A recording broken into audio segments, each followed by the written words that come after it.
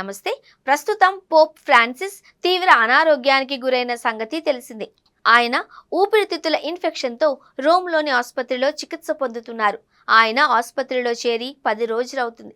ఈ సమయంలో ఆయన సుదీర్ఘకాలం కోమాలో ఉంటే పరిస్థితి ఏంటి అనే విషయం తెరపైకొచ్చింది.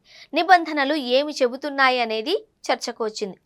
రోమ్లోని ఆసుపత్రిలో చికిత్స పొందుతున్నారు పోప్ ఫ్రాన్సిస్.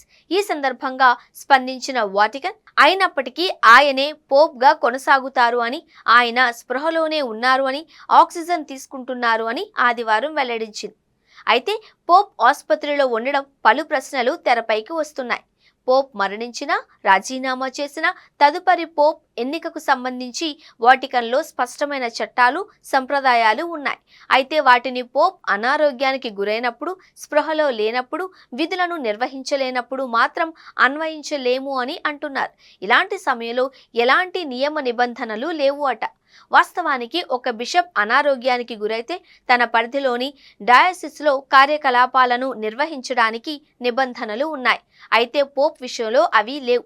ఈ నేపథ్యంలో 2021లో వాటికన్ లాయర్లు పోప్ విధులను నిర్వహించలేని పరిస్థితుల్లో ఉన్నప్పుడు అనుసరించాల్సిన నిబంధనలను రూపొందించారు. ఇందులో భాగంగా పోప్ రాజీనామా చేసినా, మరణించినా అనుసరించాల్సిన వ్యూహాలనే అనుసరించవచ్చు అని సూచించారు. పోప్ అనారోగ్యానికి గురైనప్పుడు తదుపరి వారసుడిని నియమించవచ్చు అని పేర్కొన్నారు.